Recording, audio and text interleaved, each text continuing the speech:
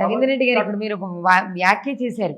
హిందువులు ఉండే దేశం హిందుస్థాన్ అని, ముస్లింలు ఉండే దేశం పాకిస్తాన్. మన దేశంలో, మన రాష్ట్రంలో, మనం కూర్చున్న నగరంలో కూడా ముస్లిం శాతం ఎక్కువే ఉంది కదండి. ఎలా మరి ఆ వ్యాఖ్యని సమర్థిస్తున్నారు? 100% కానీ నేను ఇప్పుడు కూడా అంటున్నాను, వలస వచ్చారు, వలస వచ్చేలాగా ఉండండి. నువ్వు వచ్చి పెత్తనం చేస్తా అంటే కుదరదు. చట్టాలు, రాజ్యాంగాలు మార్చాల్సిన అవసరం ఉంది. హిందూ ఓటు బ్యాంక్గా మారాల్సిన అవసరం ఉంది. అంటే ఇలాంటి వ్యాఖ్యలతో సమాజంలో మతపరమైన విద్వేషాలు పెరగవంటారా? సరే, ఒకటి చిన్నది చెప్తానండి. ముస్లిం సలాం అలైకుం అంటేనేమో తప్పులేదు, క్రిస్టియన్ ప్రేజ్ ది లార్డ్ అంటే తప్పులేదు, నేను జై శ్రీరామ్ అంటే తప్ప. మతతత్వం గుర్తొస్తుందండి మీకు? హిందువుగా ఉండాలంటే మతతత్వం గుర్తొస్తుందండి? ఎక్కడండి? అంటే సమాన్యాయం ఎక్కడుంది అంటున్నాను నేను. అందుకని హిందువులో బతకమంటున్నాను, సెక్యులర్ బతకకండి. సర్వమత సమానం అనే సిద్ధాంతాన్ని తీసేయమంటున్నారు. సర్వమత సమానం ఎప్పుడండి? ఈ మతాన్ని గౌరవించినప్పుడు ఆ మతాన్ని గౌరవిస్తాం. ఈ మతంలో నువ్వు సైతాన్ని నన్ను కించపరుస్తా ఉన్నావు, నన్ను మొక్కని వాడిని రాళ్లతో కొట్టమంటున్నావు, సమానత ఎక్కడ ఉందండి? కాబట్టి ఇవాళ హిందువులు చైతన్యం కావాల్సిన అవసరం ఎంతైనా ఉంది. ఈ శ్రీ మీడియా వేదికగా నేను చెప్తున్నాను ఏంటంటే, హిందువులా బతకండి, చచ్చిన శవంలా బతకకండి, శివంలా బతకండి. మీ ధర్మాన్ని, మీ సిద్ధాంతాన్ని మీరు పాటించండి, ఆచరించండి, మీ పిల్లలకు నేర్పండి.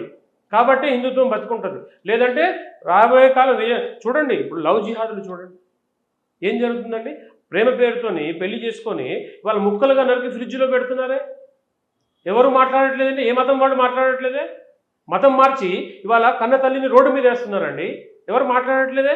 తర్వాత ఇంకొకటి, మతం మారిన తర్వాత కన్న తండ్రి అంత్యక్రియలకు రమ్మంటే రావట్లేదే. ఎటుపోతుందండి సంస్కృతి, ఎటుపోతుంది ఈ వ్యవహారం? మతం మారడం వల్లనే ఇవి జరుగుతున్నాయి. కాబట్టి నేను ఖచ్చితంగా చెప్తున్నాను ఏంటంటే, ఏదైతే మన ధర్మాన్ని విడిచి సెక్యులర్ భావంతో బతుకుతున్నారో అది విడండి. నీ ధర్మాన్ని తెలుసుకోండి. మన ధర్మము ప్రేమ, బంధువం, బాంధవ్యాలు అన్ని నేర్పినటువంటి ధర్మం సనాతన హిందూ ధర్మం. వాళ్ళ ధర్మాన్ని వాళ్ళు ఎలా గౌరవిస్తున్నారో, ప్రేమిస్తున్నారో అలాగే మన ధర్మాన్ని కూడా మనం గౌరవించాలి, ప్రేమించాలి. ఒకటి కాదు, మన వాళ్ళు అంటారు అందరూ ఒకటే, అందరూ ఒకటి. ఎలా అవుతుంది అందరూ ఒకటే? మీ తండ్రి నా తండ్రి కాలేడు, నా తండ్రి మీ తండ్రి కాలేడు కదా, ఎలా ఒకటి అవుతుంది? హిందువులే, క్రిస్టియనే, ముస్లిమే. కాబట్టి హిందువులు చైతన్యం కావాల్సిన అవసరం ఎంతైనా. ఇక్కడ మేము ఒక వీడియో చూసాం రవీందర్ రెడ్డి గారు. ఈ మధ్యకాలంలో ఒక క్రిస్టియన్ పాస్టరు మన ముస్లిం వ్యాఖ్యలు చేస్తున్నటువంటి, ప్రవచనాలు చెప్తున్నటువంటి ఒక ముస్లిం వ్యక్తితో నడి రోడ్డు మీద ఒక సభ ఏర్పాటు చేసి, నాకు తెలిసి మీరు కూడా చూసుంటారు, నేను వ్యక్తుల పేర్లు చెప్పదలుచుకోలేదు, వాళ్ళతో చెప్తున్నారు, మీరు మసీదులో ఉన్నా, మనం చర్చిలో ఉన్నా, మన ఇద్దరం ఒకటే, మనం సామరస్యంగానే ఉందాం, మన ఇద్దరం సోదర భావంతోనే మెలుగుదాం, మీరు తెలుసుకోండి వాళ్ళు మన మీద దాడి చేస్తున్నారు అని. అంటే ఒక క్రిస్టియన్ ముస్లింని కలుపుకోవడానికి కానీ, ఒక ముస్లిం క్రిస్టియన్ని కలుపుకోవడానికి కానీ ఏకమైపోయి రోడ్డు మీదకి రాగలిగిన పరిస్థితుల్లో వాళ్ళు హిందువునే ద్వేషిగా ఎందుకు చూస్తున్నారు? ఇక్కడ జరిగేది ఏంటంటే అండి, సనాతన ధర్మం కొన్ని లక్షల సంవత్సరాల నుంచి ఉంది. ఈ ధర్మాలన్నీ కూడా నిన్నగాక మొన్న వచ్చినాయి. ఒకటి 2000 సంవత్సరాలు, ఒకటి 1400 సంవత్సరాలు. 2000 సంవత్సరాల కింద వచ్చిన దాంట్లో నుంచి వచ్చిందే ఈ 1400 సంవత్సరాలు. వాళ్ళ అన్నదమ్ముళ్ళే, వాళ్ళిద్దరు ఒకటే. నిన్నగాక మనం కూడా చూస్తున్నాం, బాయి అంటున్నారు. అదే రోడ్డుకి మారి మాట్లాడారు కదా, క్రిస్టియన్ ముస్లిం బాయి అంటున్నాడు, హిందూ ముస్లిం బాయి కాదండి ఇక్కడ, క్రిస్టియన్ ముస్లిం బాయి. కాబట్టి వాళ్ళిద్దరే ఒకటని మన వాళ్ళు కళ్ళు తెరవాలా అంటున్నాం. మనం ఎంతసేపు అందరం ఒకటే అంటున్నాం.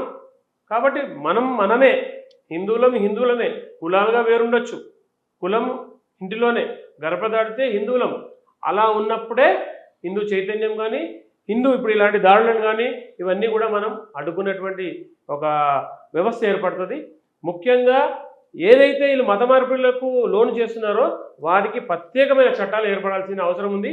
అది కూడా మనము సమైక్యంగా హిందూ ఓటు బ్యాంకుగా మారినప్పుడే జరుగుతుంది, మనలో ఐక్యత ఉన్నప్పుడు. ఎందుకంటే ఇవాళ పార్టీలుగా విడిపోయి, కులాలుగా విడిపోయి, ఇక్కడ చూడండి, క్రిస్టియన్ ఒక ఓటు అంటే ఒక పార్టీకి ఓటు వేయాలంటే వాడికి ఫిక్స్ అయిపోతాడు. ముస్లిం దీనికి ఓటు వేయాలి అంటే వాళ్ళ దర్గా అంటే వాళ్ళ మసీదులో చెప్తే దాన్ని ఫిక్స్ అయిపోతాడు. ఇవాళ హిందువులు ఏం చేస్తున్నారండి, ఆ పార్టీ ఈ పార్టీ అని చెప్పేసి మనం కులాలుగా తన్నుకొని ఇవాళ మనం పలచగైపోలా, కులం చూస్తాం, ప్రాంతం చూస్తాం, అన్నీ చూస్తున్నాం. అంటే ఎక్కడ పోతుంది హిందుత్వం, ఎక్కడ పోతుంది? కాబట్టి నేను అనేది ఏంటంటే, హిందుత్వానికి హిందూ ఎజెండా ఎవరైతే పెడతారో వారికి ఓటేసి ఇవాళ మనం రాజ్యాంగం మార్చాల్సిన అవసరం ఉంది. వాళ్ళు ఐకమత్యంగా ఉండి శాసిస్తున్నారు ప్రభుత్వాలని. మనం ఐకమత్యం మీద ఎటుపోతుంది? ఐక్యత లేదు కాబట్టి Yes. శాసించలేదు. కాబట్టి నేను కులాలను పక్కన పెట్టండి, హిందువులంతా ఒకటే, ఏ కులమైనా పర్వాలేదు, హిందువులంతా ఒకటే అనే భావన ఉంటే సాధించడానికి